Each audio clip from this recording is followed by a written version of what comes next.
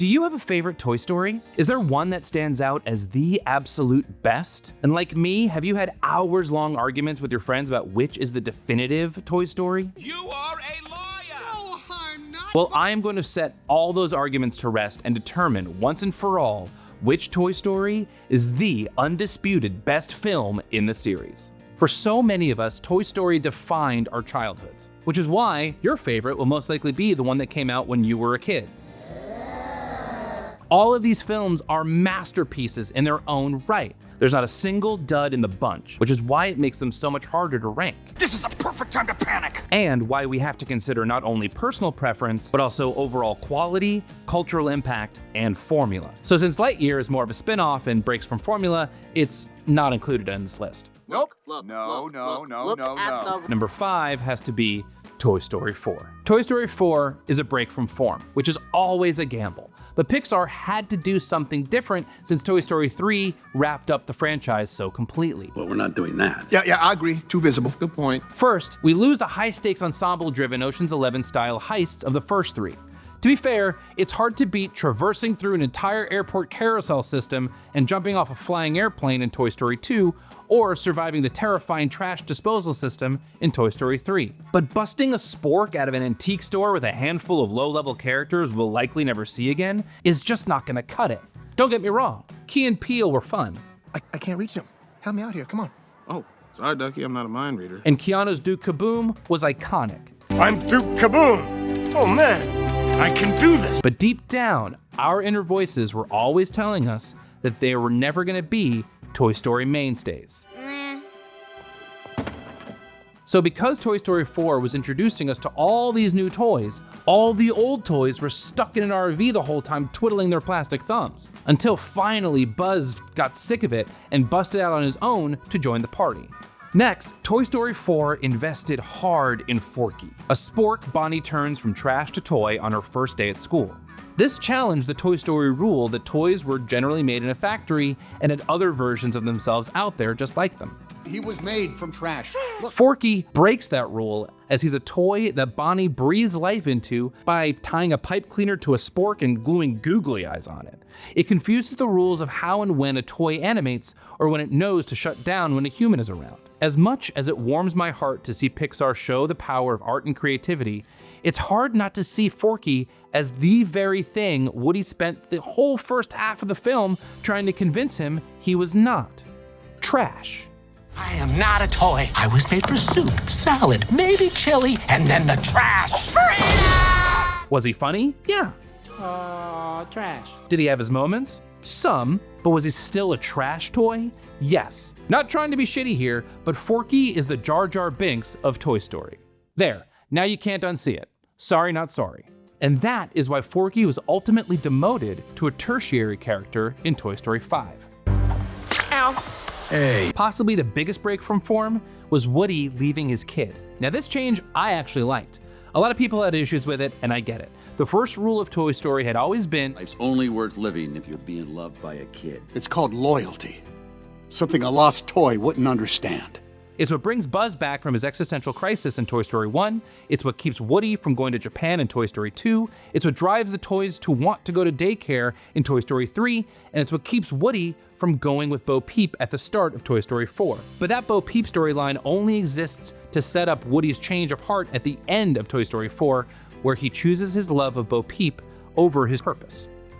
It fundamentally changes Woody's character from that of a symbol of purpose, loyalty, and sacrifice for the sake of his kid's joy, and instead succumbing to the pressure of following his own bliss. For the first time, Woody makes a decision for the adult audiences to relate to, as opposed to the kids. What I appreciate about it was that Pixar recognized that they needed to finally bring Woody's arc to a close to make room for Jessie, to give more representation in the Toy Story universe. Bringing us to Toy Story 5. Pixar clearly learned from Toy Story 4. They focused back on the core crew while still introducing new characters we get to meet on our journey. They found a clever, not so convoluted way to bring Woody back into the shenanigans after making it seem like his time with the gang was over. Woody!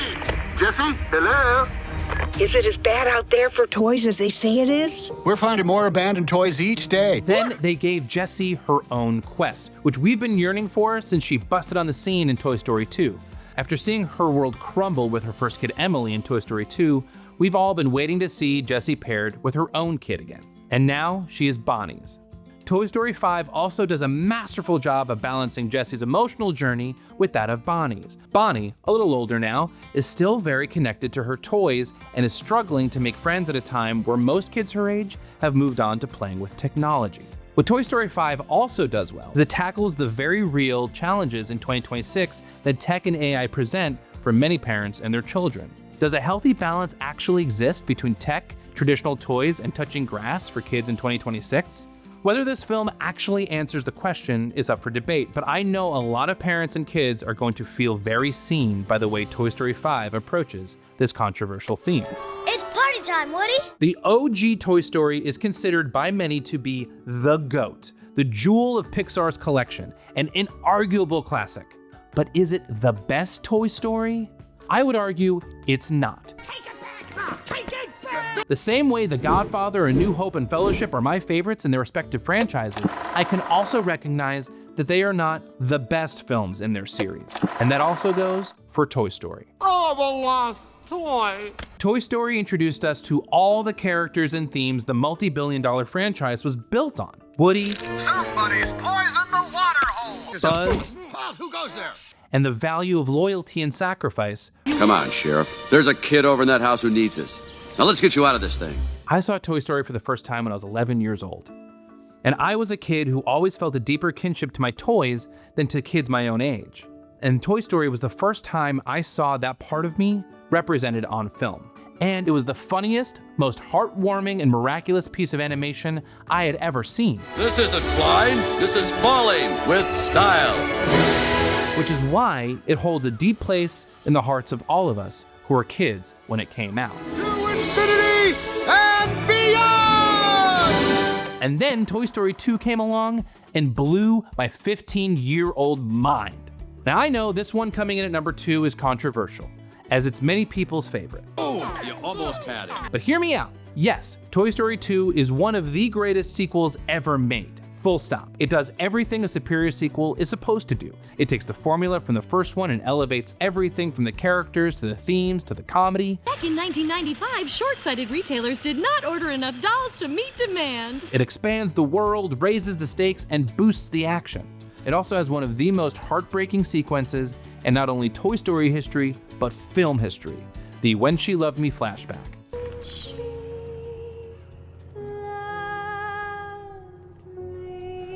If watching Jessie go from beloved bestie to forgotten toy doesn't make your soul ache, then you might just be as dead inside as Sid. These action sequences rival the high-stakes action in any Mission Impossible film. From busting out of Big Al's hotel to battling Stinky Pete on the airport baggage carousel to making the death-defying leap from the flying airplane and landing a backflip onto Bullseye in full stride.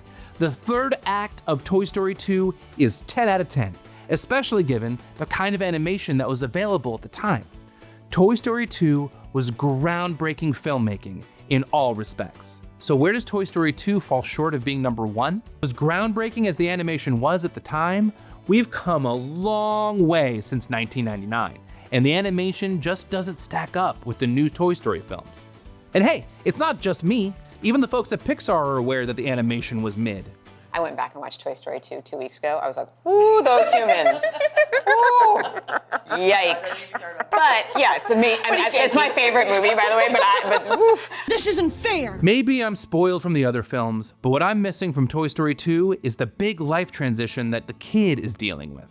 Toy Story 1 had Andy preparing to move. Toy Story 3 had Andy going off to college. Toy Story 4 had Bonnie starting school. Toy Story 5 had Bonnie wrestling with what growing up means for her ability to keep playing with her toys. But in Toy Story 2, Hey, Woody, ready to go to cowboy camp? Cowboy Camp, which is more of an inciting incident for the toys' journey than anything that he might be dealing with. As good as the emotional journeys are for the toys, that is an emotional layer that I feel is missing from an otherwise perfect film. For infinity and beyond. That takes us to the top of our list, Toy Story 3. Unlike most other franchises, Toy Story was unique in that it did not fall victim to the fated Threequel curse. The The Godfather, Terminator, Star Wars, Spider-Man, X-Men, they all had great sequels, but could not convert the third. Just when I thought I was out, they pulled me back in. Toy Story is one of the rare cases where the third installment was not only as good as the first two, but better. It has a secret ingredient. It elevated all the elements Toy Story 2 did with Toy Story 1, and then some. New toys! The animation is incredible. The script, flawless. The characters and their relationships are beautifully grounded and expanded, and the action sequences are hands down the best in the series. The Sunnyside Daycare prison break is Andor level, and the trash incinerator scene as good, if not better, than any scene in Jurassic Park. And finally, the way Andy's arc comes to an end in this film is one of the most beautiful arcs in film history. The scene where Andy bequeaths his toys, his best buds, to Bonnie turns me into an emotional puddle every time I watch it, or even talk about it. Now, you gotta promise to take good care of these guys. They mean a lot to me. It's pure cinematic pathos. We get the emotional release of seeing not only the toys, but our beloved kid Andy work through their biggest life transitions yet by leaning into the lessons we have learned from the first two films. If you sacrifice yourself for the sake of your friends and a kid in need of joy, you can't go wrong. What's your favorite Toy Story? Drop it in the comments. I mean, everyone's list is going to be subjective, and that's the fun of lists like this. But let's keep the convo going in the comments. And I'll see you next time on How It Hits.